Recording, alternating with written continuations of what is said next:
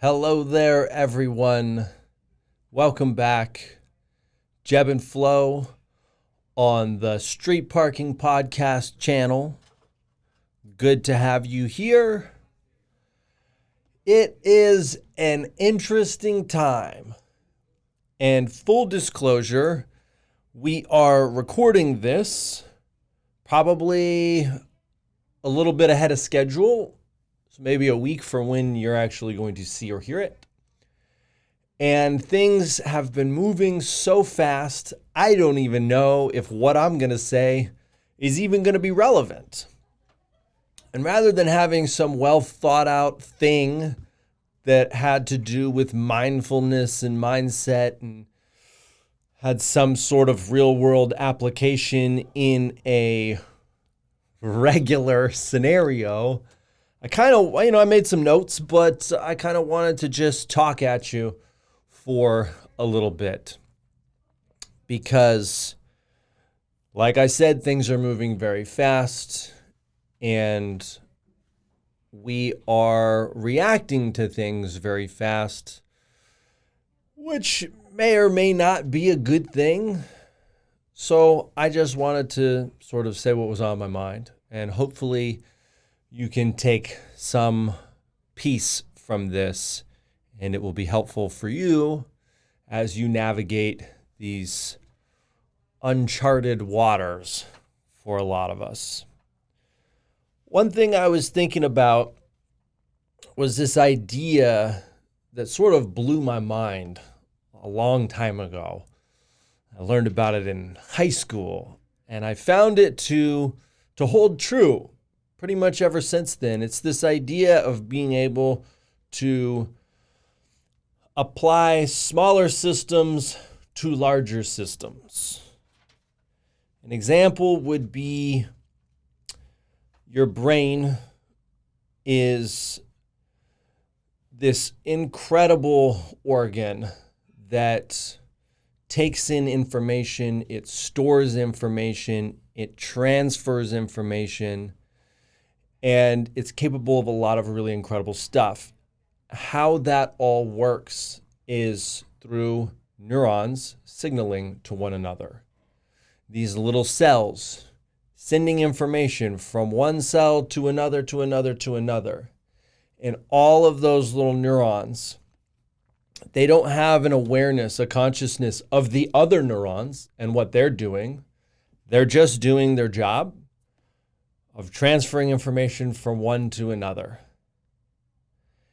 And you could apply that concept to human beings. We all have brains. Our brains are full of these neurons transmitting information. But what if we are, as individuals, like one little neuron, and all of humans combined together is one big brain? We don't necessarily know why we're sending information from one neuron to another, from one person to another. But in the big scheme of things, there is some sort of organization. And I think right now I've been, thinking about that concept a lot. Because now there's this sort of short-circuiting happening in the collective brain. People are behaving strangely. A lot of people are not acting like themselves. We see how those people are acting, and then we react in a way that maybe lacks patience or empathy or compassion. And compassion is sort of the big thing that I wanted to talk about.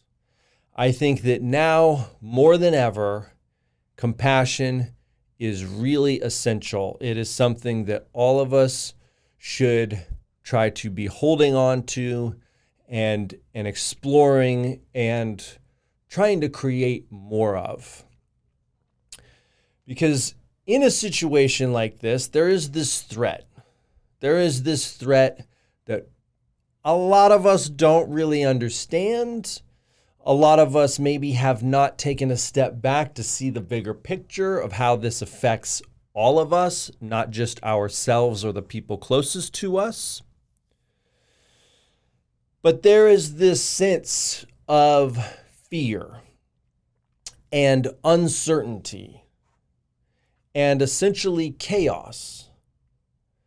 And if you've been listening to JEB in Flow for a little while, if you've been checking out some of these podcasts or hopefully trying out some of the action items, all of that stuff prepares you for a situation like this. It's everything we've been talking about. It's finding calm in the midst of chaos. It's finding an opportunity to be still amidst all of these things that are beyond our control. Now, in this fear and in this uncertainty, there's this sense of scarcity that comes up. It ignites these instincts of self-preservation. And it's very odd the way that kind of plays out. Like, we've all seen the videos of people fighting over toilet paper. I don't know why toilet paper became the commodity that everyone seems to think they need and that they need to hoard a lot of, and then they need to literally fist fight each other over. It's very weird. One thought that I had was, when you're a really little kid, like a baby, one of the first events that happens that sort of marks your transition towards being a big kid is honestly the ability to wipe your own ass, right? It's being potty trained. And maybe that is something that people are latching on to, like this sense of like, oh, I need to be a big kid now. I need that thing. It's probably not true, but that was just one thing that I was thinking about and I thought was kind of funny. But it's weird, right? It's weird. Why are we doing these things that are so odd in a time where we probably need to be thinking rationally and being calm and considering the needs of the people that are most affected by this thing? So I kind of lost my train of thought, but it will come back. The scarcity mentality. Listen, we're going to be okay. We're going to be okay. But now is the time for people, for you, to lead. And to lead by example. And to do your part. If this virus takes 4 days to incubate and like 14 days to basically run its course and for you to recover from, well, hypothetically speaking, if everyone just stayed home for 14 days, then we'd be done with it and everyone could get on with their lives. That is obviously not possible because then nobody would be able to go out and get food. Nobody would be able to go out and get the things that they needed. So it's going to be longer than 14 days. But if we did everything possible to limit our exposure to other people, we could get through this very quickly. Who knows if that's going to happen? But if we do our part, if you do your part, and you think about the greater good, and just to segue a little bit, a lot of times we think about the common good, and then it turns into some whole like political thing, and it doesn't have to be that way. Here's the thing.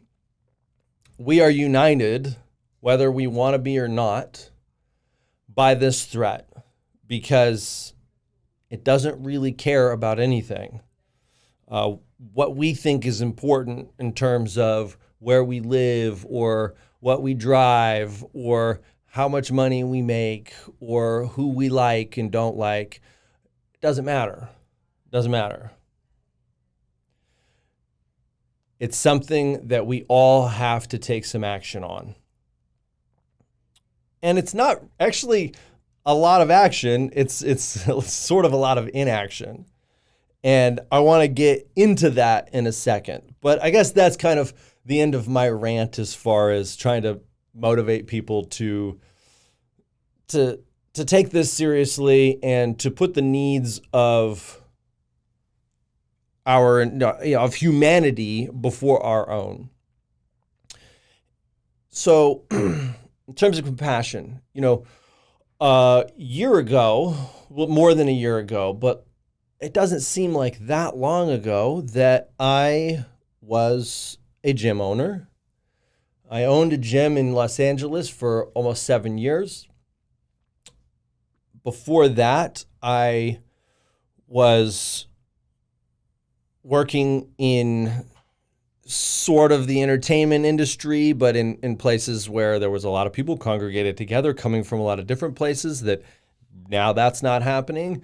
And before that, ever since high school, pretty much the way that I made money was working in restaurants. And that whole industry came to a screeching halt. When I was running the gym in Los Angeles, I became friends with a lot of other gym owners, and there's a lot of really great people that are just trying to do their best and provide a really great service for people that want it and need it. And now they can't do that. And aside from the gym owner, there's the coaches. And the coaches need to coach. And if they can't coach, they can't make money. So I'm just thinking about these people. I'm thinking about these people that are struggling, and I'm thinking about these people that have maybe lost their jobs, or at least temporarily lost their jobs and can't work. I'm thinking about the fear that a lot of these folks must be feeling. I'm thinking about the fact that this probably would have been me not too long ago going through this, and what would that be like? And I am grateful that I feel like I have a lot of tools to be able to manage my thoughts and my feelings in times like this, but not everybody has those kinds of tools. And fear is a really powerful thing, and it sucks and it hurts to think about the people out there that are struggling and that are feeling a lot of fear and feeling this uncertainty, because we don't really know what's going to happen. And it's a strange thing. But I can tell you that when I think about these people, and not even the ones that I really care about, like I love, my coaches and a lot of the gym owners, but then there's some coaches out there and there's some gym owners out there that I think probably were a little bit unethical. And I think we're not running the best type of business. And maybe that I even had some confrontations with over the years. So it's a very small number, but even those people, I feel for them and I'm concerned for them, and I feel a sense of worry for them, and I don't want them to feel fear, and I don't want them to feel pain, and I don't want them to be negatively affected by what's going on. I wouldn't wish this on anybody. so when I think about that, when I think about what other people must be going through right now, I can't at the same time go out and try to fist fight somebody over toilet paper. I can't start acting like a crazy person, or start acting selfish and think like, oh, well, I have to do this thing that I want to do, and so I'm just going to go do it. It's not that big of a deal. Even though every single person that I come into contact with along the way doing that thing that I think happens to be so important now becomes a potential risk.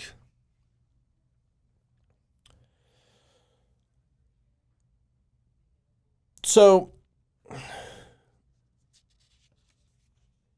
pay attention. Pay attention to what's going on inside of you. Pay attention to how you're feeling. Pay attention to what's going on a larger scale. But try not to get sucked in to the panic and the fear and all the stuff that's probably a lot easier to get sucked into. Now is the time to lead by example. Now is the time to take a step up and a step back and look at this from a 10,000-foot view and recognize that we're all going to be okay. We're all going to get through this. We just have to do our part. And if you take a moment to explore some compassion, specifically what your part is, will come to you. I know that most of you probably have a lot more time at home. That may or may not mean that you have more spare time. If you got kids, you might have your hands full because they're home too. I did want to offer an action item for this week. I encourage you to make it your own. So just take what I say and see if you can somehow kind of fit that into your day or your week at some point. I think it's helpful, but I realize that there may be some creative stuff that needs to happen in order for you to work it in. But it really just comes back to the idea of compassion. So what I want you to do for this week is to take 10 minutes, ideally every day. Maybe it's just a few days. Take 10 minutes to put yourself in someone else's shoes. 10 minutes to imagine the experience of someone else right now. Someone that has a different job than you, somebody that lives somewhere else than you, maybe somebody that is older than you or younger than you.